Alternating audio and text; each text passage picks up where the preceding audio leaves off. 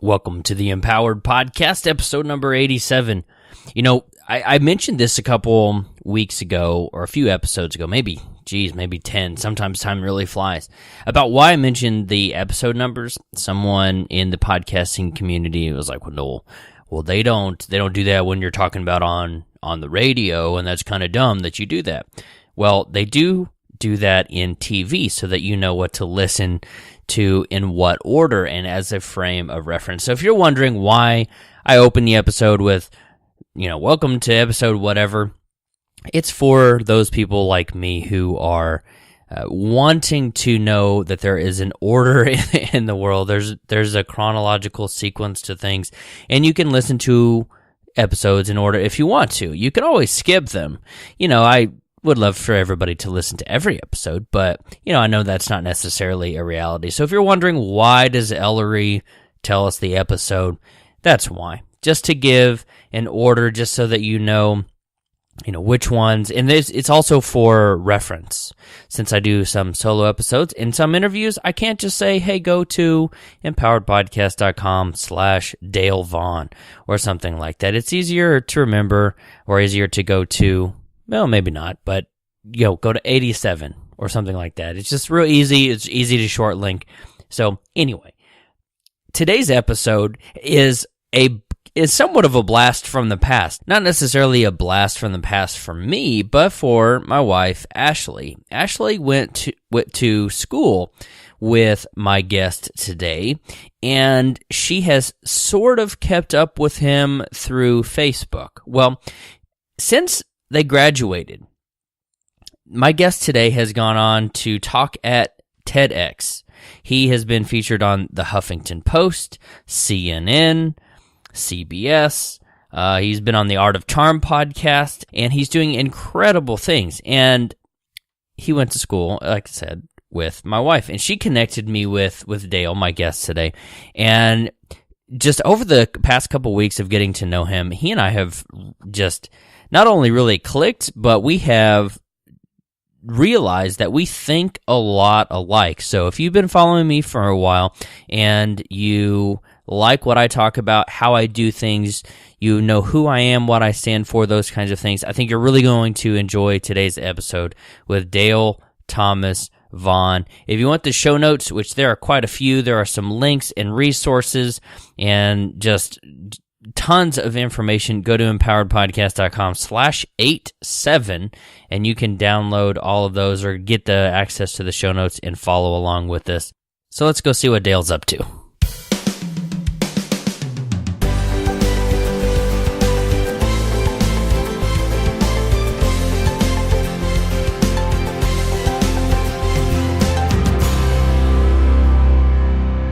Thanks for joining me today. I'm here with my hopefully new friend, someone who grew up with my wife a long time ago, and he is all about helping men become better men. But that's not exactly what we're talking about today. Today we're talking about the power of purpose, and my guest is Dale Thomas Vaughn. How are you doing today, Dale? I'm great. Glad to be here.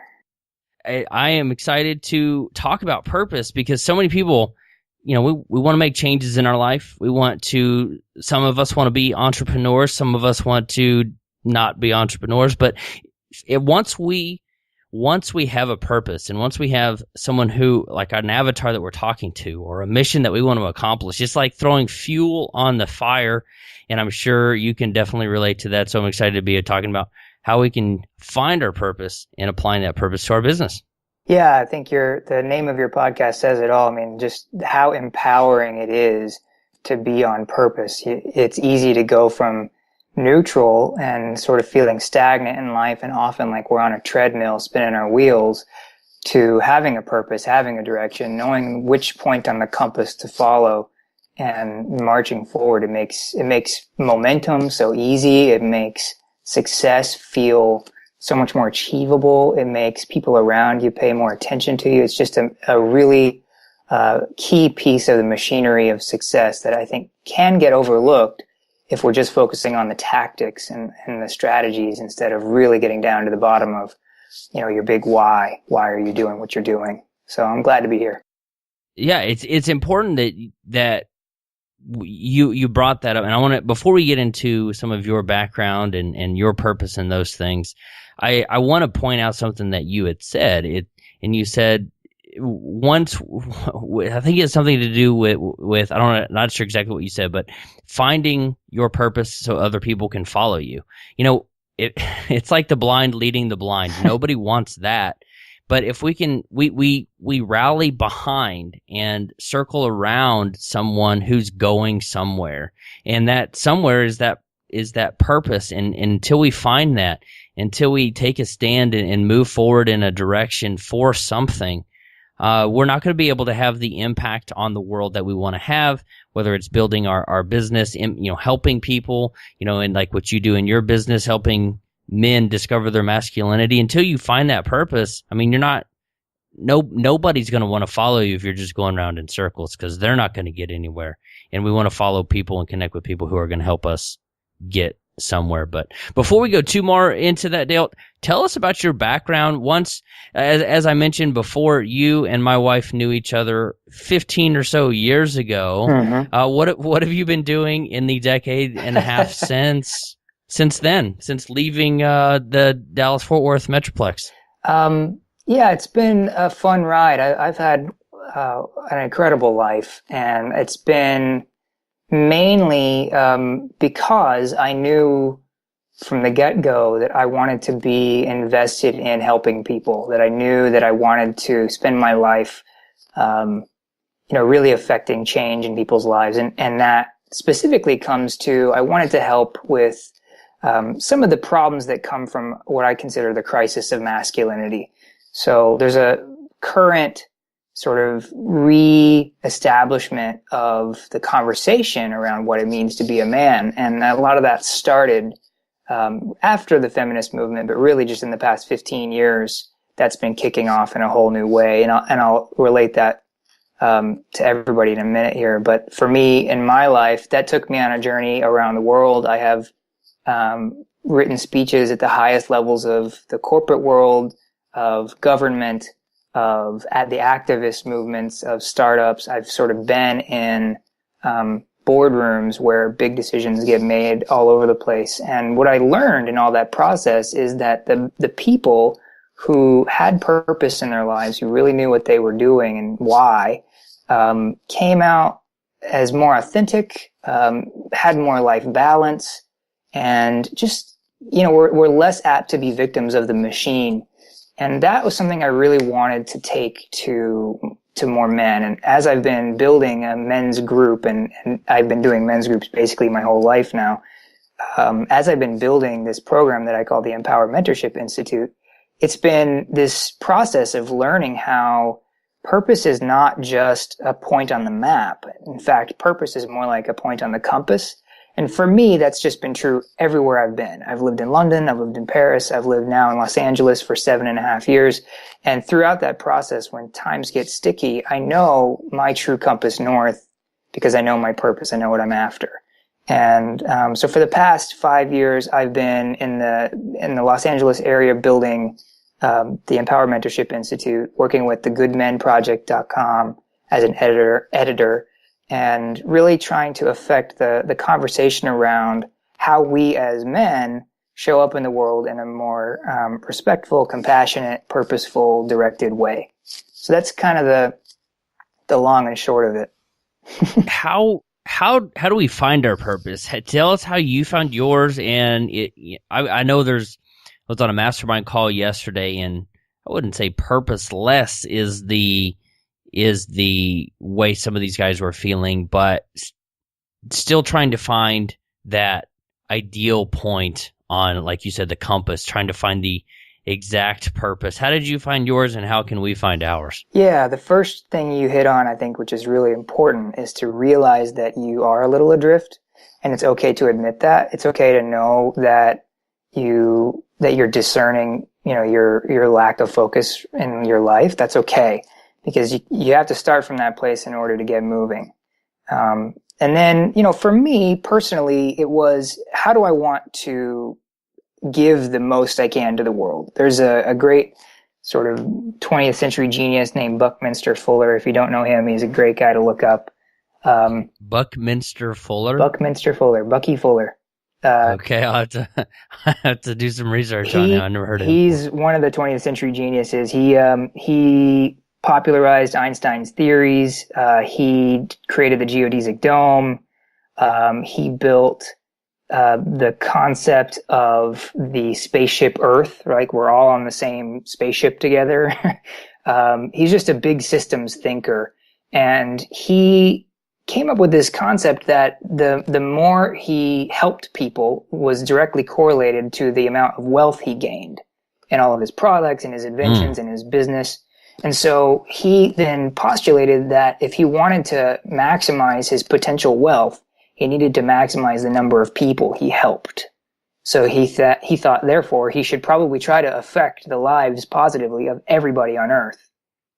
And while that seems outlandish and a little bit, crazy, I think that's the best way to find your purpose, is to get thinking about what is it I love to do the most that helps the most people, because that's generally going to be the thing that also makes me the happiest, wealthiest, and most centered. So, well, can I pause you right there for a sure. second, Dale? Because I think, and I know people are going to struggle with this, whether they know at this point in the conversation or not. What you said are two different but overlapping things. What I love to do and what can help the most people. And you have to imagine like two upside down V's or something, and they're coming together, where they intersect, or maybe it's, three thing. Yeah, you got to find that overlap. Because I tell people all the time, I'm really good at video games. I grew up playing with video games, but did I start a video game review blog? No, I'm good at them. I love playing with them, but can I make a difference in the world playing them or talking about them? And the answer is not really. I mean, IGN's got that market cornered, and so and if you have a response to that, I'd love to hear it. But I think it's important finding what you love to do plus what can impact the most people, and where they intersect is where you can really shine and find your purpose. What are your thoughts on that before you continue? You're deep on the scent of where I'm going right now. All right. So in my program, sort of step one, like the people who work with me closely name their superpower. And what I think of that is the thing you're great at that has sort of woven itself throughout your life. It's not isolated to one specific activity. It's a skill that sort of goes across multiple areas of your life. So the idea that you are great at video games is, that's a result. Like, you're great at video games, but why? Why are you great at video games? Is it because you have great perspective, you have good vision, you have the ability to adapt? What is it that makes you good at video games? And does that skill translate to why you're great at podcasting, and why you're great at building businesses, and why you're great at mediating masterminds? Because more than likely that skill does carry over into the different areas where you have seen success in your life. And a lot of times it's that skill that we haven't named because it feels like air. It's like breathing to us. It's like that "This is water" speech by David Foster Wallace. The two young fish are swimming along, and an old fish swims past him, and the old fish says, "Hey guys, how's the water today?" And the two fish are like, "Hey, it's great." And they keep swimming along, and the one fish finally looks to the other young fish and says, "What the hell is water?" We don't know what we're swimming in sometimes, right? Yeah, I didn't even catch that till you said it. I was like, okay, where's he going with this? Yeah, that's true, because I took a StrengthsFinder test a year or so ago, and what you're saying really resonates and makes sense to me. And I know that's what you coach people on, and I'm having this kind of light bulb right here. And I know someone listening, if you haven't had it, just keep listening and keep searching, because I'm a very analytical person, and StrengthsFinder told me that. And when you're looking at video games, it's how to solve problems, how to get past obstacles, how to see things more than what's just directly in front of you, and how they relate, which monster is the more immediate threat. But that also applies to that's strategy and those kinds of things, and they do apply to coaching and masterminds and all these other things that I do. So it's interesting that you brought that up. Yeah, and I think what's incredible about us is that, and I have found this across, I don't know, 300 some workshops now, every single person who walks into one of my programs comes away having named their superpower, and every single one walks in thinking they don't have one. So we undersell ourselves a lot. And then when we walk out of a situation where you've gotten a lot of clarity, like a strengths finder, like you're saying, you just took, you can walk away with a name for what you do well. And then you can start to build the way you do that in the world. So the way you do that in the world might show up in your career. It might show up in, maybe it's a business, a side project. Maybe you start to build, little things in your life that start to add up, but it's built around your superpower. And if you do that enough, you start to realize you're helping. I have seen this to be true in my life. I started to realize I'm helping people at a deeper level. I'm having more fun doing it because now I'm actively building my life around my superpower. And I'm starting to affect more people at a deeper level because of that. People can sense that authenticity. I wish Analyze and Regurgitator Man had a cooler sound to it. But unfortunately it doesn't. But so how did you discover this? You're talking about the workshops and some of those other things, but how did you decide, hey, I can help a lot of people with what I know and what I have researched and like you saying, things that have come naturally to you. How'd you piece all that together? It was a long journey, to be honest. A lot of trial and error on my part, and then in leading workshops. And as you probably know, the more you speak about what you're passionate about, the more it clarifies for yourself. So just getting out there and speaking and leading helps a lot. But I'm a classical philosopher kind of guy. I like the ancient texts. I like Renaissance theories. It started with me when I was 15 years old, back when I was in high school with Ashley, the concept of the Renaissance man came to my awareness. And it was about the same time that I was leaving the sports world behind. I was a jock, and then at 15, I didn't grow and everybody else grew around me. And so I sort of got shoved out of the sports world. And I was lost. I was sort of isolated. I didn't understand what my identity was going to be going forward. And at 15, everybody's going through that. I get that. But for me, it was valuable to find a text that said, guess what? You can be multifaceted. You can be multiple kinds of what it means to be a man. Like you can be more than just the guy who's tough and plays baseball or whatever. And so then I started learning all about the Renaissance man philosophies, and then I got into sort of the ancient Greeks, and then I got into some of the Stoic philosophers, and that's really where a lot of my sort of baseline, philosophy goes into the program.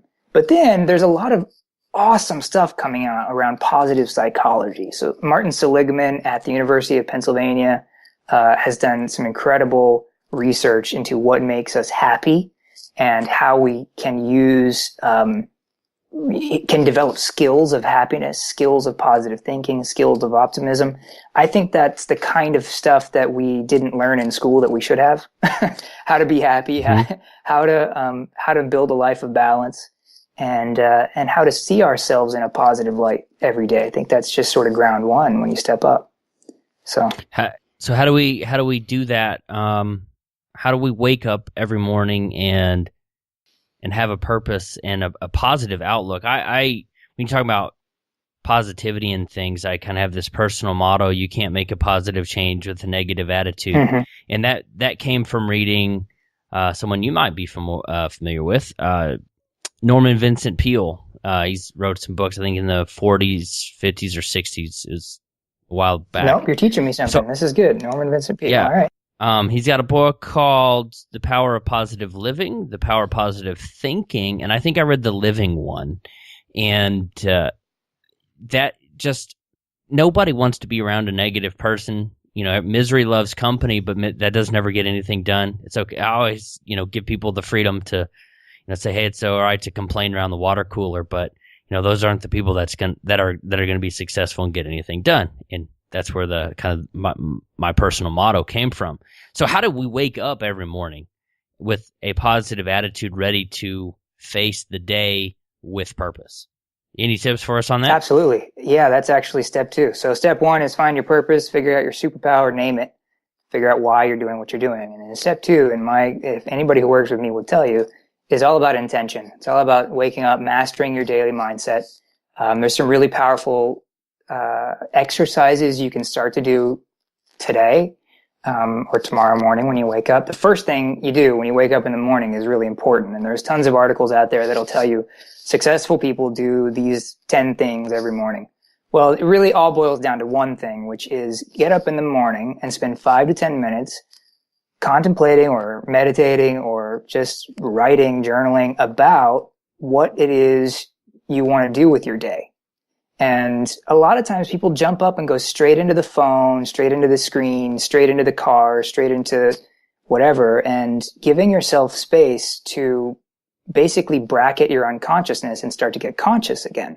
So as soon as you wake up, you've just gone from completely unconscious to a level of unconsciousness and some consciousness. And what you want to do is immediately go into conscious awareness about your time, your talent, your ability. So write down for 5 to 10 minutes. Maybe you have a mantra like, I am successful in my business. And then just let yourself be in that space of positive, I am successful in my business. I am successful in my relationship. And what does that mean? How does that feel to you? It sounds kind of woo-woo, but there's incredible neuroscience around this, and the biology of our brain shifts so quickly once you begin harnessing it. Once you begin getting conscious with what you want to feel, your brain will back you up on that. Have you read To Sell Is Human by Daniel Pink? No. See, you're teaching me all kinds of stuff. This is great. Well, when you mentioned Martin Seligman, Daniel has met him and done his research. Daniel Pink also wrote Drive, which is a really great book. I have read Drive. Okay. But they're in the chapter that I just read, with he's talking about Martin, the research that he's done, and so I want to challenge your positive affirmations and with some study exactly from Martin Seligman. I think it was him. I know he's in the chapter that I'm reading, but instead of the positive affirmations, which do give great results, I am successful, I am a good business leader. The question that I would ask you, or maybe after you read the book, we can talk again. But he says, ask those questions instead of I am a successful business person. Ask yourself the question, how can I be a successful business person? And it opens your mind to creativity and thoughts. So maybe as you go through, and if you read this book, tomorrow morning, I would highly recommend everybody do what you're talking about. But instead of saying I am beautiful, I am smart, all those things that like the hokey things that we all have in our head, but how can I be a better business person? How can I produce better results today? And that gets your mind thinking of all the possibilities and all the ways that you can do that, instead of the positive affirmation, which the research shows it was a temporary boost, but these other ones give a really lasting boost. And I've always been with you, because he talks about Tony Robbins and some girl in the UK that's like the British version of I think his name was Paul, actually, not a girl. So maybe this guy Paul, that's the UK version of Tony Robbins, and how all of that stuff works. And then they put Martin Seligman and some of these other guys put some different research behind it. But again, To Sell Is Human, Daniel Pink, might be something worth I'm going to pick that looking up. at. That's great. Might be around page 120-ish. Okay.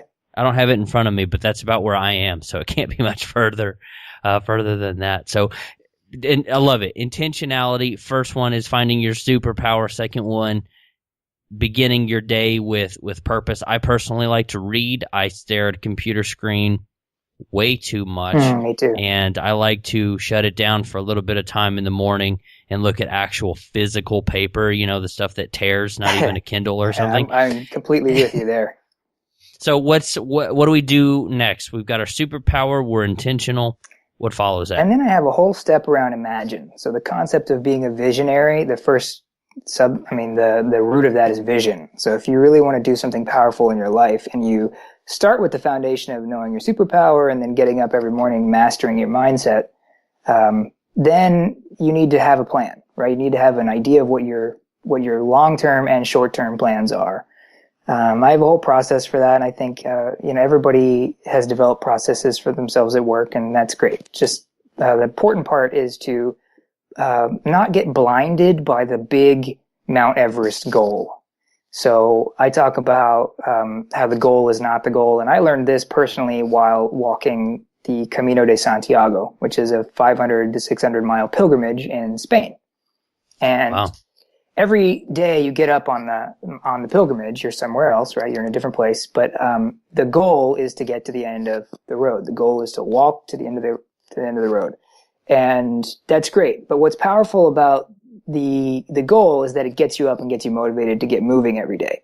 But when you get to the goal, you have to remember that it's really not about getting to the end of the road. It's about all the stuff you did in the middle, like all that the process and the journey is what's powerful, learning how to be successful. You set the big Mount Everest goal, and if you imagine that you've never hiked a day in your life and you set Everest as your goal on day one, it's going to not motivate you, it's going to terrify you. So we take the big Mount Everest goal and you break it down to something that's achievable within the next, say, 6 to 8 weeks. That's about the time limit that we have on our horizon, being able to project ourselves forward. So break down your Everest goal into a 6-week goal. And then from that point, you'll know, okay, if I'm going to accomplish this thing in the next 6 weeks, say it's growing my email list or it's, building a book or a product, then I need to do something this week to get started. And it's much easier to know how to get started when you can see the 6-week goal in front of you. Man, I am so glad we're talking and especially recording this chat, because I have said very similar things before, Dave. I wrote a blog post to achieve big things, think small, or that was on the infographic inside of it or something.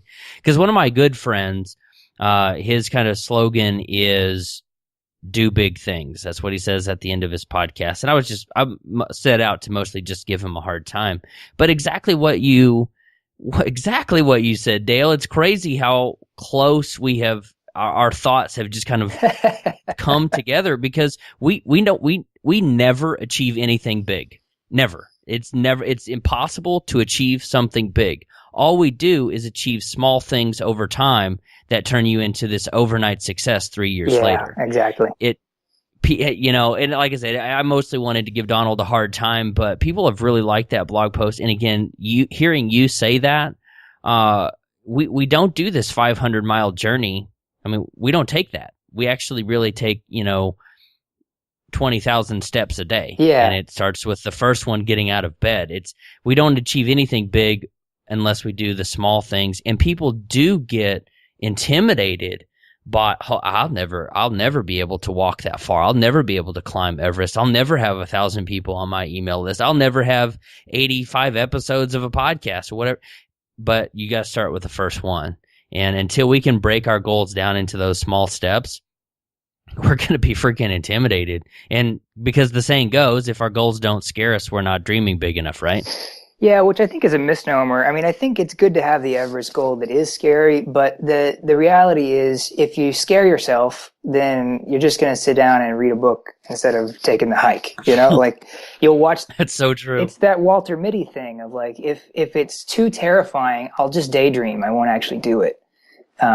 Put the book down and do something. Yeah, and so that's the next step. So the first 3 steps in my program are all internal process. So get yourself situated, put together the vision for yourself. But then the next step is you got to get out of your screen in your apartment. You got to step outside of the little bubble you've created for yourself. And oftentimes getting started is the hardest part. If you've ever tried to push a car, if you've run out of gas and you're like, I got to push my car down the road, the first push is the hardest. Like getting the car moving is the toughest part. We're victims of inertia. And the more it gets moving, the quicker you get there, right? But so the first step is so hard for people that I've built what I think is a really powerful kickstart. And I call it your unconscious immersion. This is an exercise anybody could do for any project at any time. So say you've named, do you want to hear it? I don't want to. Yeah, unless it's going to like put me in this weird zone and I can't come back to the podcast. I kind of want to hear what it is. I'm looking. Yeah, take us through it. Cool. If it's not, super long. Super quick. It's called unconscious immersion because I firmly believe if you're trying to learn a new project, try to succeed in business or whatever it is like learning a new language. And you can't learn a new language in 15 minutes of study a day. You have to really immerse yourself in it to give your unconsciousness nowhere to hide from the language. I think that's true about our projects. If you really want to know something well and get in deep, you have to immerse your unconsciousness. So here's how to do it. You take a checklist, a sheet of paper out, you can write these down. And you're going to go and you're going to like 3 Facebook pages that are directly related to what you are trying to accomplish. You're going to follow and sign up for an email newsletter for a couple of people who you really think fit with your project. You're going to subscribe to a couple of podcasts. This one would be a good one if you're not already subscribed. You're going to subscribe to a magazine. You're going to watch a movie. You're going to find a video game that might pertain. You're going to RSVP to a meetup group or an Eventbrite event near you. And you could do all of this within an hour. So like you could in an hour sign up for all these things so that basically every time you access email, every time you access Facebook, every time you think about being anywhere online or in your physical location, you're going to have something surrounding your unconsciousness that gets you moving. And the RSVPing to a physical event is a big step for people. So just getting out there. So say like I want to learn. I had a client who was like, I really want to learn robotics, and he was coming out of the Navy. He had an incredible background in engineering, but he's like, what I really want to do is learn robotics, and I don't know where to do that. And so I was like, well, if you find a meetup group near you and go, the chances are you're going to start to force yourself to get invested in that community. And he did right away, and he found a local high school that needed somebody to come in and actually sort of mentor the robotics team. And so then he started doing that. He started finding that there's all kinds of ways to inject that into his career path. And everything changed because he stepped out of his comfort zone just for a minute. So the meetup, here's a couple links, and Ashley, who does my show notes, are going to love all the links. Facebook, go open that search bar and type in the top one word topic that you're looking for. If it's, vegan eating, just search for vegan or healthy eating or health, something like that. Meetup.com, just meetup.com. Search for, you can search by zip code, I think. Yeah. Those are pretty easy. How do you find the other resources that you're talking about? I keep going to leadership or online business. How do you find the magazines and the online resources that you can subscribe to newsletters and those kinds of things? Yeah, I think the tools are there. You could use Google to find everything you need. I had another client who he is in sales, but what he loves to do is make beer. He's that brewer in his basement kind of guy. There you go. And so he decided, I want to learn more about how to make that part of my career. How do I do that? And I said, well, one of the other things I didn't say, but is on the exercise, is find a class near you that you can go start to learn about your project. I said, start with finding a beer class. And so he did. He found a beer class, and then the beer class led him to a beer certification. And then the beer certification led him into a whole community of other upcoming brewers in his area. In fact, he's in Houston. So, it's easy, I think, if you just know, again, the topic, like what is it I really want to do, or maybe maybe you're not clear about the one thing you want to do, but you have like a list of 3 to 5. That's okay. Start with that and go to an event for one of them and say, yeah, these are the people I want to be around, or no, they're not. Okay, cross it off the list and go to the next one until you find, and I think that's the important next step, the final step in my program, which is finding the people you resonate with in your project. And you're big on masterminds, I know. So you get like the ability to raise your level comes in groups. We are pack animals by nature. So if you can find the right people to surround yourself with to hold you accountable to following through on your dreams, then it'll be much easier for you to do and much harder for you to not do. It's easy for us to say, to the man in the mirror, I'm going to accomplish something, and then not do it. But it's so much harder to not get something done when you've made it an accountability pledge to somebody around you, a group around you. Google was where I was hoping that would go, because I know the excuses are out there, because I hear the excuses, or I see the lack of action as a result of the excuses that they didn't tell me about. Just learn how to make beer, or learn how to whatever, or just how to do, Google's got the answers for everything. Either that's a good thing or it's the beginning of the end. I don't know. But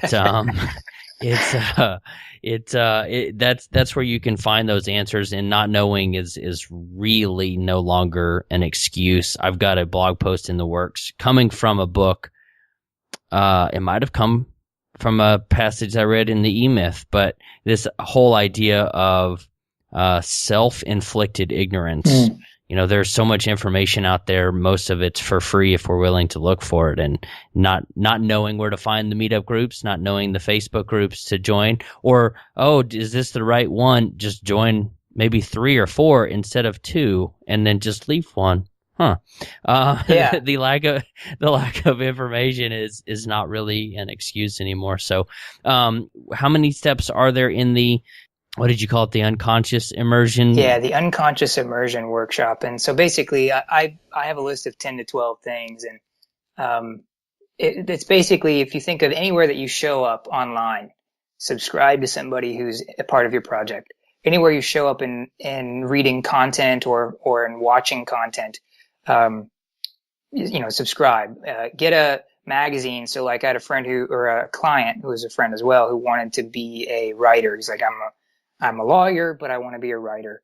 And so I said, well, are you subscribed to Writer's Digest? And he was like, no, I don't even know what that is. Writer's Digest is like $8, and it has all of the content you need to start your journey to becoming a published author. If you also, the same guy who was doing the beer thing, part of the unconscious immersion is to find a video game to interact with. Cause I know a lot of the people I work with are millennials, and we like video games. So he was like, I don't know if there's a beer making video game. And I said, well, I bet you if you type in beer video game, you'll find that there is a beer making video game. And sure enough, there's more than one. So yeah, I mean, you can find all kinds of stuff. It's just, what you want to do is never be in a place without your project around you. So even when I go to the bathroom, I've got a book in my bathroom sitting on top of the toilet, basically, that is about my project. And that's the kind of thing you need to be doing, is like surrounding yourself with your project, immersing yourself in your project. There you go. Just by putting it out there, you'll never know. I don't even want to say the law of attraction, but just by saying what you're interested in, people will see that and, connect you. Just even this beer guy, if he listens to this episode, if you happen to tell him, hey, go listen to me on the Empower podcast. The first guest that I've had on 3 times, I had her on episode, I think she made it on 85 or 86, and someone in the 70s, Lauren Gaggioli. Mm-hmm. She teaches online. She loves making beer. That's cool. What a connection that would be. And she was telling me how she needs to get back into it. But just by telling him and you connecting through people, the same principle is going to apply to whatever we're doing. Just tell somebody that you're interested in it, and you never know what doors will open up for you. I also think of that. The law of attraction, I know, is challenging for a lot of people, and I get it. I feel the challenge there as well. But I think what's powerful about it is that it raises your awareness of what you want. So, for instance, if you've ever gone shopping for cars and you finally sort of limit down to you're between 2 models of the car that you might get, and one of them's red and one of them's blue, and you're like, I don't know. And as you're driving around that weekend that you're trying to make that decision, you will see so many of those cars on the road. It's this awareness thing that the cars were there all along. You just weren't paying attention to them until this weekend. And the same is true of your project. If you're not paying attention to business classes or to beer making classes or to people on Facebook who are talking about your project, then it's just like passing right by you. But the minute you raise that antenna and say, I'm paying attention to this now, it starts to just be there more for you. What a great analogy. I mean, we don't really have rabbit ear TVs anymore, but most people listening to this are probably old enough to understand, or it's like cell phones, and whatever it is, the signal's there, the TV signal's there, but unless we have the device to pick it up, we would never know it.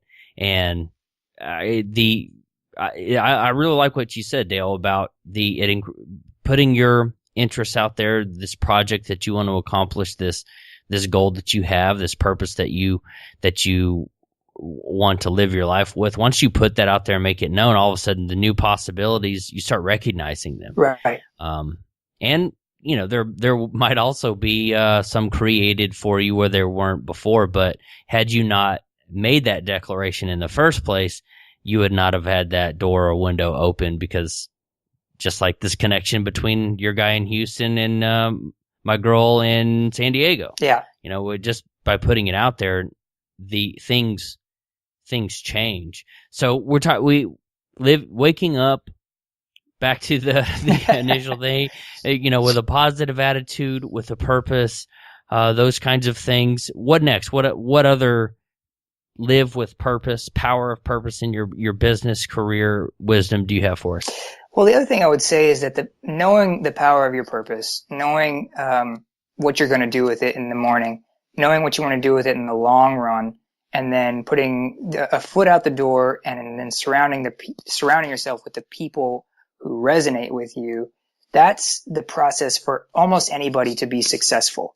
But what's powerful about that is that it starts to affect other areas of your life. So when I think about the power of purpose, the first thing I go to is it's going to help me hopefully generate more income with what I care about. So my business is going to be more powerful. Great. That's a great first step. And the second thing of that is I start to feel more powerful. Like it's a personal process. It's a personal development. A lot of times, I do leadership development classes with the entrepreneurs, and I think of them as business classes, but more often than not, I'm dealing with personal development as much. So going on the journey of your purpose is personal development as much as anything else.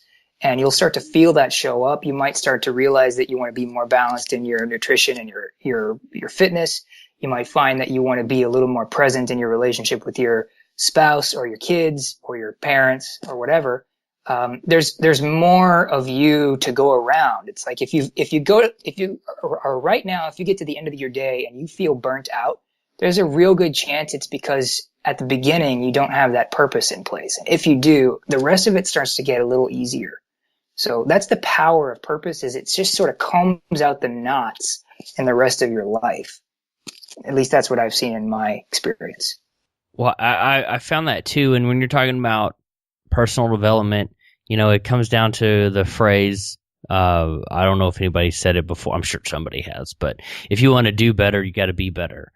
And the law, I think it's one of John Maxwell's, maybe the law of the lid. We can only lead people up to the point where we've been led. We can only teach cooking classes up to the point that we've gone through the journey ourselves. Mm-hmm. And if we want to do more, we have to be more. However way you would want to coin that phrase, most of the things that we talk about in any aspect of what we're doing has to come down to personal development and learning more, or just becoming better ourselves. Any tips for putting this passion journey that we're on and figuring that out to grow the business, maybe for the entrepreneurs out there? You just mentioned doing the personal development and everything, but any extra special tips for us? Yeah, I'll relay it in a story. So I just found in the past, 2 or 3 months ago, I realized that part of my personal development as an entrepreneur is allowing my the full authenticity of who I am to show up in my marketing. So I'm marketing myself as a leader, as a coach, as a guide, as a writer. And all that's true. But in all of that, I'm also the guy who walked a 500-mile pilgrimage, who loves adventure, who loves the outdoors, who would rather be teaching a class out in a park than in a stuffy conference room. And I thought for the longest time that I needed to present myself as something that was acceptable by the market. And what I learned recently that I think is such a beautiful thing for me personally, and I'd love to share that, is if I actually build my market around who I am and who I want to be more of, then I find that is the way to find your niche. That's the way that the people who are meant to be your tribe are going to find you. And this bore out immediately. So 2 months ago, I came up with that, okay, I'm going to allow my marketing to represent more of my adventure travel side. And so I started changing the imagery on my site. I changed the metaphors I use in my speeches. In the context of the way I write, I use more hiking metaphors and that kind of thing. So I basically changed the look and feel of my business to reflect more of me and who I am and my authenticity. And right away, I got a phone call from a guy saying, "Hey, I saw your TEDx talk. I read your blog. I listened to you on a podcast, and I realized after looking at all of that you're an adventure travel guy. And I have this retreat in Bermuda. I'd love for you to come and keynote." So, well, then, yeah, like right away, my marketing worked, and I think I don't know about the universe showing me that I'm on the right track or not, but it does seem to reflect that the more you're on purpose, personally, the more you're self-aware of your authenticity, and you inject that into your business, the better your business will do, in general. I mean, it's this universe. There's no such thing as a coincidence thing. It's kind of funny that you mentioned that, because I relate to that really well. And I don't know about for you, but for me, it was really kind of scary to peel back that additional layer. And episode 49 of mine is Ashley interviews me about my experience of leaving Dell, how that went down. I was terrified to do it. I thought I would lose friends. I would lose credibility. Not only is that one of the most downloaded episodes of the show, but that's also the one that I've gotten the most feedback on of exactly what you're saying, Dale. People were like, I thought that conversation, it was just like me and my spouse or my partner. I love your story that happened to me. All those kinds of things, by putting it out there, probably was one of it was an amount of pressure off my shoulders, but it was also one of those tools that has allowed me to connect with people I wouldn't have been able to connect with otherwise, and on a level I would not be able to connect with them otherwise. So was your kind of that's not the word. The phrase in my head is not the one that I want to use. This is not your coming out story. It is not that. This revealing your personality story is, was that kind of scary for you, or was it? Well, it wasn't all that personal and was easy. Yeah, I mean, I think it's scary in that it's hard to argue that more businesses exist in a building than they exist outdoors, right? There aren't as many people who can pay you to come and speak. I'll personalize that. I was afraid that if I put myself out there as more of an adventure guy, that I would be pigeonholed. That would marginalize my potential market.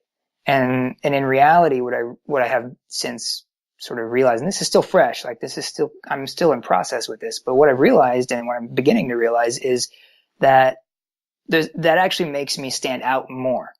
It actually makes me more credible. And so the vulnerability piece, and we know this is true, the vulnerability establishes credibility if done right. Obviously there's the vomit thing where people can get way too vulnerable.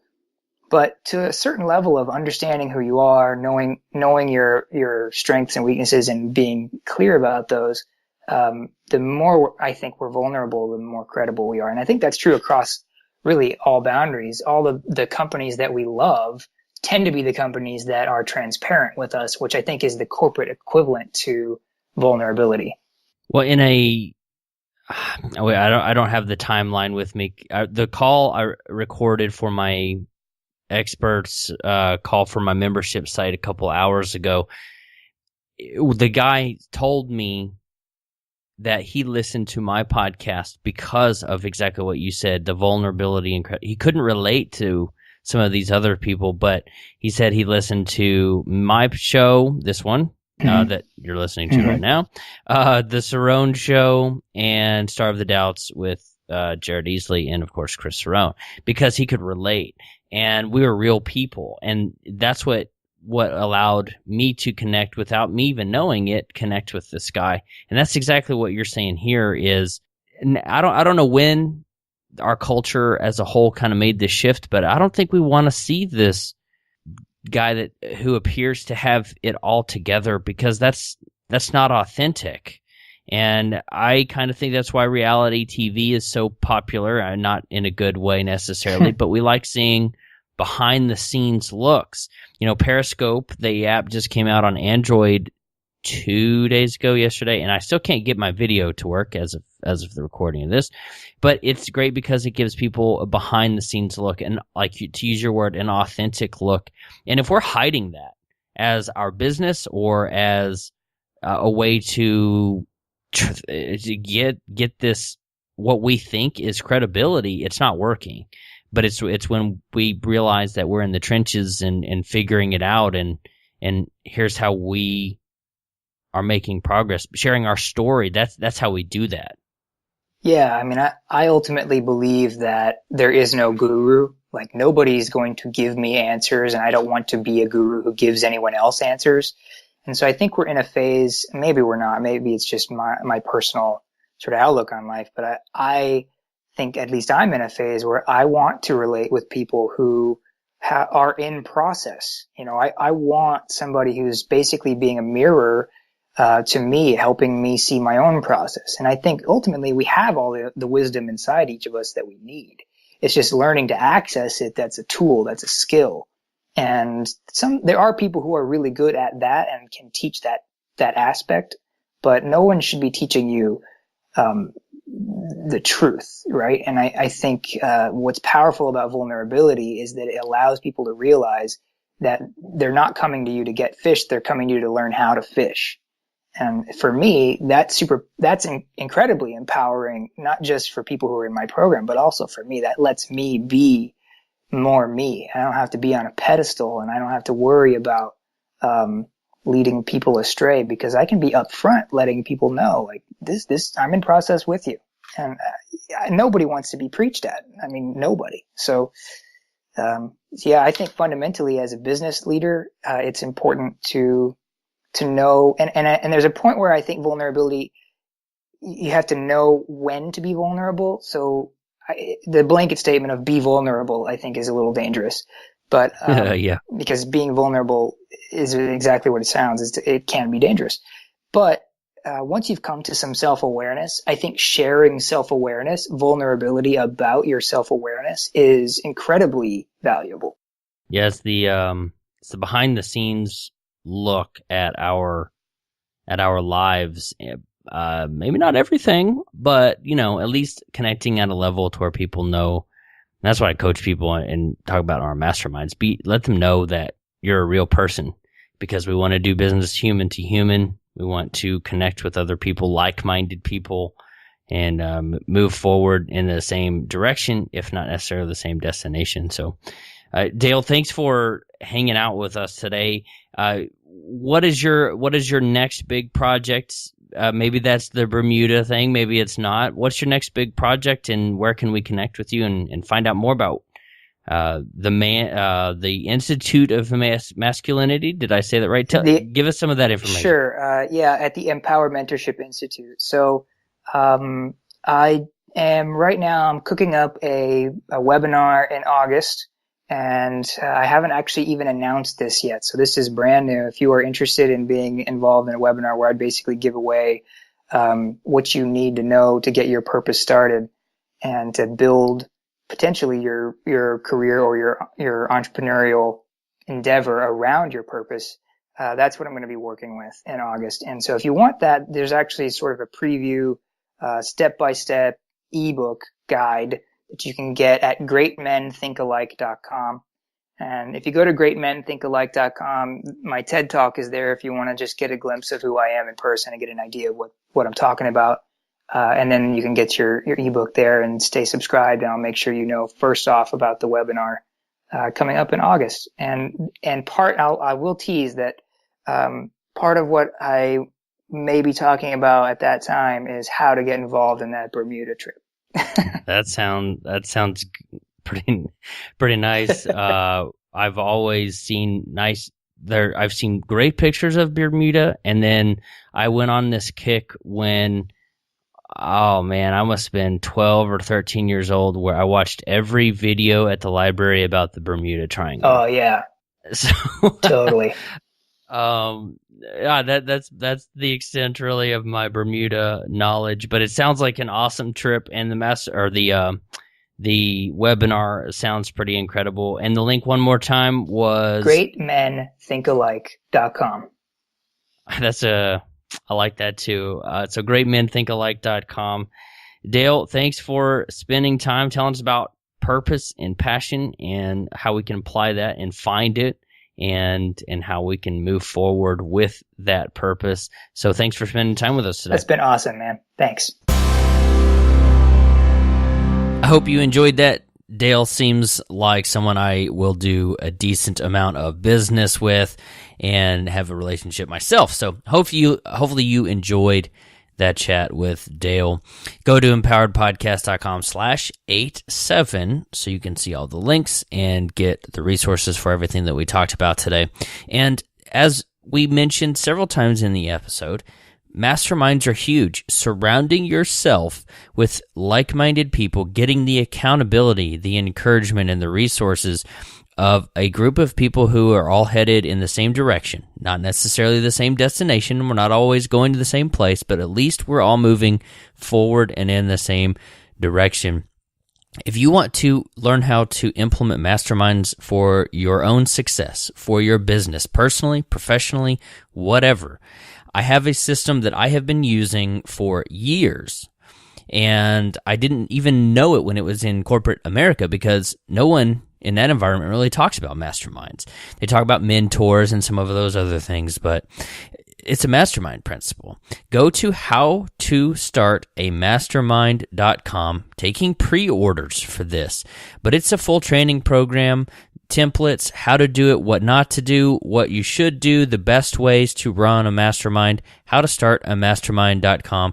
Grab your pre-order. I'll give you some early bonuses, and it will show you exactly how to implement the mastermind philosophy in your life. It's absolutely one of the most critical things that you can do for your success. These podcast episodes come out on Wednesday, and if you've been listening for a while, you probably know I have a early morning 6 a.m. mastermind. And I come away from every meeting just inspired, encouraged, accountable, with action steps to take moving forward. And like we talked about specifically today, just, hey, not everything works perfectly. There are some bumps in the road, but we are getting through them together. And I cannot overstress the value that has added to my life, especially owning my own business, especially leaving a corporate environment and being somewhat isolated, working from home, those kinds of things. Check it out, howtostartamastermind.com. You won't regret it. Thanks for tuning in to this episode of the Empowered Podcast. Go to empoweredpodcast.com/87 for all the show notes today. I'm your host, Ellery Wells. We'll see you next week.